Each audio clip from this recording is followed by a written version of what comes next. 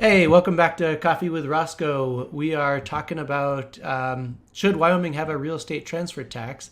And with us, we now have David Hardie, who is a longtime real estate professional and co founded the largest industrial real estate company in the US back in the 90s, and is currently a commercial real estate broker and investor in Teton County. Welcome. I'd like to point out, Will, that this picture shows David where most realtors spend their time is skiing or golfing or, not really working. Oh, yeah, sounds like the dream. Oh, welcome, David. Nice to be here. Thank you, and please not be wearing a hard hat in the company here today. Yeah, yeah. Where are you from? What's your story? Originally, you can tell I didn't grow up in Wyoming. Originally from Wyoming, and I've been in Wyoming based originally from Scotland, and been in Wyoming since 1972. Cowboyed for 3, 4 years in Crowheart. Left for a while and came back in the early 90s. And I will say, coming from Scotland, one has an accurate reputation for being frugal with with money, and so any conversation about raising additional funds coming from a Scotsman, has been thought about a lot before being argued in public. Great. Well, yeah. Thank you so much for coming on.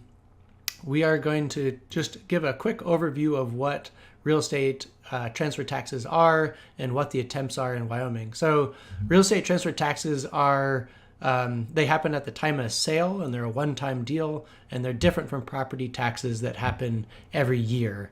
And there have been two attempts in the last decade or so to create a real estate transfer tax in Wyoming. Both of them didn't make it very far in the House, and none of them actually made it into committee for first reading. And the most recent one was proposed by Representative Schwartz, my old soccer coach or soccer referee, and it allowed counties to elect to impose a real estate transfer tax, and it had a progressive tax rate that taxed properties over 2 million at much higher rates than lower value properties. And then it had all these exclusions for property transfers between tenants, families, spouses. If you have it in a trust, it doesn't count. And then the exclusions for properties relating to minerals, industrial, and commercial and affordable housing. And for Teton County, it was estimated to raise 5 or 6 million in new taxes if implemented in Teton County each year. And again, this didn't make it out of the House, even though it wasn't a tax on the whole state.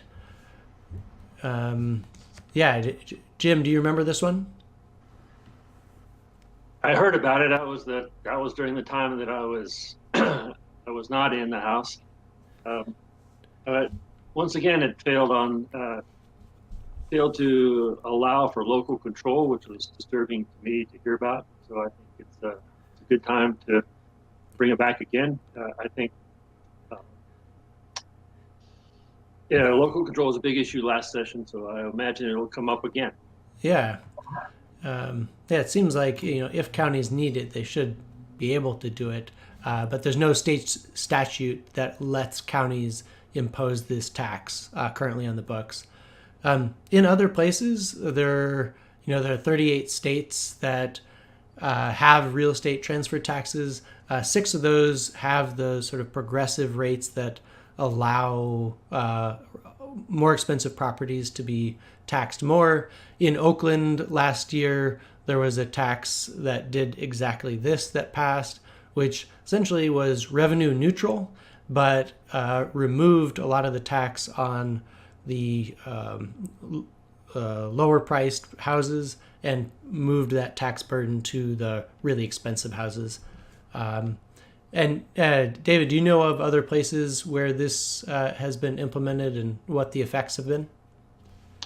Well, the idea of small levy or fee or tax on residential sales has been around for a long time, and as Jim said, 38 states have different versions of it. And the one example that relates directly to Jackson Hole, Teton County, in a sense, is the example of Vail, which has a similar sort of interest from people moving in and buying real estate, as Teton County, recreational activity, that kind of thing, is that in 1978, a gentleman called Rod Slifer was mayor of Vail, and he also happened to be chairman of the largest real estate brokerage firm in Vail. Nonetheless, as mayor, he saw the need for Vail to be able to generate more funds to take care of infrastructure and that kind of thing. He instituted what he called the real estate transfer tax, even though he was head of the biggest real estate firm in Vail. And he has been very happy to help make the argument for the last 30 years, 40 years, to say that they did it and it had absolutely no negative impact on real estate transactions whatsoever. So they were able to institute the real estate transfer tax, raise the additional funds to help take care of infrastructure, and have absolutely no negative impact on real estate sales activities in Vail. So that's pretty relevant. Yeah. It's kind of funny that 40 years ago they were saying in Jackson, sort of a small town environment, that we don't want to be like Aspen. And now I think we're there, and so we have to deal with those realities, I guess. Yeah. Yeah. And so, can I just say we're obviously there in the sense that by some standards we're the richest per capita county in the nation. We have an airport still, and we are constantly dealing with newcomers coming in and buying properties at ever increasing prices. So we're not only there, we're beyond Vail and Aspen in a sense. Yeah, the tremendous impacts that come with that. The increased property values are pricing out workers and sheriffs and nurses and people that are vital to our community. So it's a problem that we have to deal with, and we haven't really come up with the answer yet. Right, and so try to understand where the opposition comes from. I read the opposition to Representative Schwartz's bill, and it seems like they're divided into two camps. There's the ideological camp, which is essentially we don't want any more taxes, and these include the legislators who have signed the no tax pledge to no matter what the tax, they're going to oppose it. And then there are the people who are involved in real estate. The National Association of Realtors says on their website that they're opposed to any new taxes. And I can imagine that buyers and sellers of properties wouldn't like the extra cost. It's been suggested that local realtors are opposed to it, but David, why are you not opposed to it?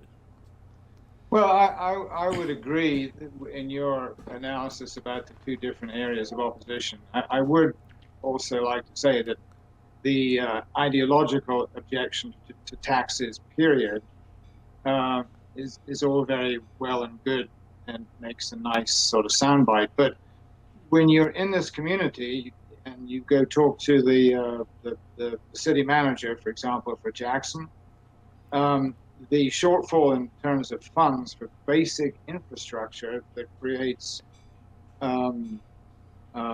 potholes, it creates especially a lack of housing. I think 19 Sheriff's Department has 19 officers, not one of whom, I think I might be saying today, lives in Teton County because he can't afford to, because we can't afford to pay them enough. So the no tax thing sounds great, but the people saying it love to have that traffic light working over the busy intersection near their home. So again, that I think can be sidelined. Or should be sidelined. They should be made to focus on the fact that to run a successful community, you need to be able to afford to pay for your infrastructure, and we are not getting enough funds from the state, from the ad valorem real estate tax, to look after our infrastructure. The other constituency that is very opposed are the realtors, who, I am a realtor, and I would say their opposition is totally selfishly based. The examples of Vail and in hundreds of other communities would argue against their position.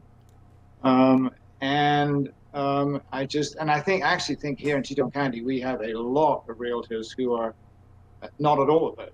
It's the management, so to speak, of the real estate industry, not necessarily a lot of the realtors here, for whom their clients buying into this community would like to be able to have working traffic lights and non-potholed streets, and a workforce that has housing to do the things that newcomers would like to have seasonal or local workers able to do, but can't now because there isn't enough housing here because we can't afford to create that housing. So. Right, funding for education, the judicial system, and all the things, services that we enjoy. And to some of you people listening, this is a first world problem, and people, you may not think that Teton County is part of Wyoming, but it is, and we share some of the problems. And I know the latest thing is that Fish and Game is thinking about moving their office out of Teton County into Sublette County, which may be a good thing, but mainly because they can't afford to the rent in Teton County. And yet, here's the National Elk Refuge, grizzly bears, and the wildlife is phenomenal up here. So, kind of nice to have some of the Fish and Game up here. Yeah. I don't mean to focus on Teton County overmuch. This is a way of raising additional funds for the state as well, because the state this could be structured in a way where the state takes a certain percentage of the funds raised in each county, if it were to allow the counties to vote on whether they institute this kind of a tax. So it's not just Teton County. This affects all across Wyoming, and at a time when the extractive industries are going to be producing less and less revenue, I think probably going forwards, then alternative sources of revenue available to the state and the different counties in the state surely need to be looked at with a view to revenue in the future. We'll have to come speak to the Revenue Committee. We're having no problem at the moment. Okay, to try to bring this around, assuming that we think that real estate taxes should become a law in Wyoming, what are things that could be done differently to actually make it happen? There have been two past approaches that have been unsuccessful. What are things that would need to change in order to make it successful? Well, a decision has to be made if it's going to be locally voted on. Probably, in my opinion, the most democratic way fair way to go about it, the government closest to the people being the best, or is it going to be a statewide piece of legislation that would impose it? I think that would be harder to pass. So I don't know. I just think it is a question for the legislature to tackle. When we are allowed city by city to impose a special purpose excise tax, which, if the citizens want to improve their jail, improve their hospital, they can they can vote for a spec tax, and then when that amount of money is spent on the new jail, then it's over with. That seems to work pretty well. I don't see why we couldn't have a similar type real estate transfer tax. Yeah, David, any ideas? Yeah, I think that the legislature in Cheyenne has to actually pass a law allowing for this kind of tax to be to come into effect in Wyoming. I also think that it makes absolute sense for Cheyenne to make the real estate transfer tax into an available option for the counties, but that each county should be allowed to vote whether it wants to implement a real estate transfer tax in the first place. Yeah, So that would allow counties to opt out if they didn't want it. Secondly, the state could put into effect a required threshold of aggregate residential real estate sales in a county before it can even qualify to vote on whether they want a real estate transfer tax or not. So that would be maybe just 3, 4, 5 counties who have total real estate sales over, say, 300 million a year, something like that. So again, the state legislature could set a minimum threshold there below which counties would not qualify, and above it, they would get to vote on whether they want it in the first place or not. Then you can get into discussions of what kind of real estate transactions are actually going to be subject to the fee, and that could be under 500,000 no, or under $1 million each transaction no. So you get those kinds of choices that you can discuss. You can discuss what actual percentage of the transaction cost is going to be charged as a fee, and that can vary from below $1 million, above $1 million, whatever. So there's all kinds of areas that one can talk about that make this something that is the result of, once you agree that some kind of tax does make sense, all kinds of things to talk about and discuss and agree on after discussion and compromise. And above all, I would argue that you shouldn't call it a tax.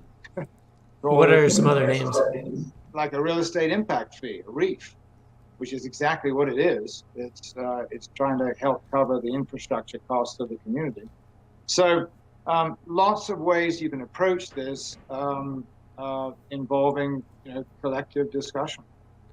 So it seems like it's up to the legislature to decide whether it's local control or no taxes is going to outweigh in these discussions. If local control outweighed no taxes, they would let the counties decide on this tax. But if there's just this blanket no taxes anywhere, then it's not going to even make it to first reading. Correct. I think Wyoming's got to face up to the fact that minerals have been paying all our taxes for a long time, and we're not used to paying for our own services. So, and then it can go the other way too. If the real estate tax doesn't seem to work, the county can vote to get rid of it. Yep. Yeah, that's absolutely true. I mean, the county could put it into place for 2 years, 3 years, and then you could almost make that mandatory. It goes into effect for 3 years, and you have to vote on it every 3, 4, 5 years. And that's another option. Yeah.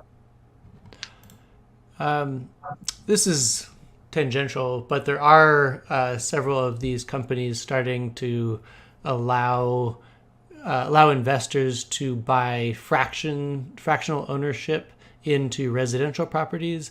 And I just wanted to bring this up because it makes the regulation of these taxes much harder, because instead of actually transacting property, they're transacting shares or some derivatives of property. So it's hard for the the state government to keep up with all these innovations. And we'll touch on this in the cryptocurrency episode, but it's hard for you guys to keep up.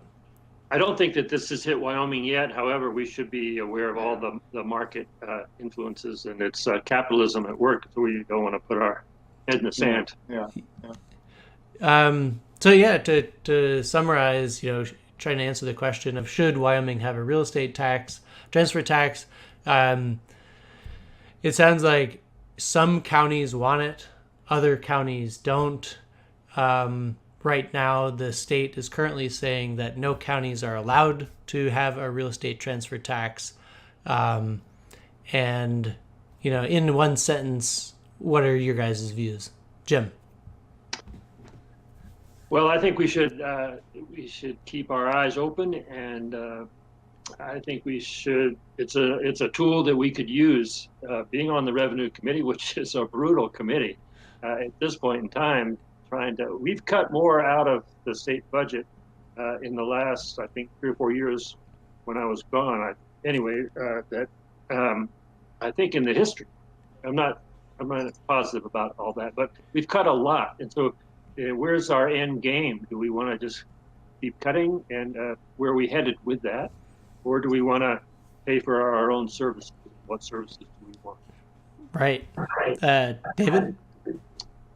Yes. I mean, Wyoming, as a society, as a community, needs to generate more funds than it has done in the past from extractive industries.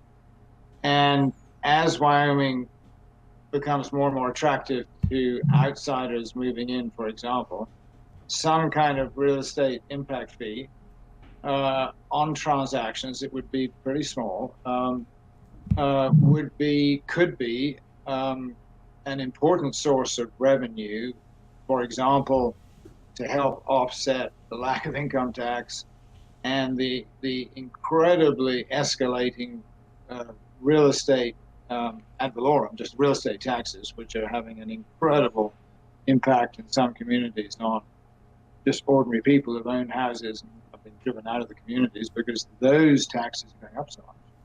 I just got my tax notice, and it's shocking. So, and that's because we're not taking advantage of other types of fees that could be raised.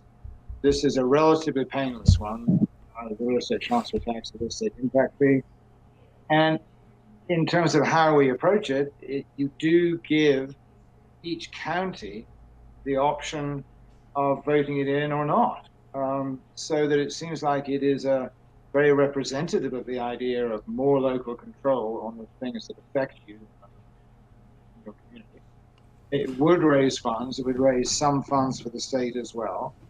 And so on that basis, looking forward, it seems to make sense. It seems like it ticks every box. So I clearly am an advocate. Yeah. Great. Okay. Our coffee's done. We have, we're not going to try to guess the next episode anymore because we're having to juggle, getting in different experts, and that's been a challenge, but we do have some exciting episodes coming up, including an intro to the state budget, vaping regulations and taxes, and cryptocurrency, which I am super excited about. So if you want to get the weekly email and have coffee with us, go to coffeewithroscoe.com, send us questions, give us episode topics to talk about, and you can have coffee with us every Thursday morning. Thank you, David, for joining us. I really appreciate your expertise on this subject. Thank you for your interest. Yeah. Will, thank you, and give my grandson a hug, please. Will do.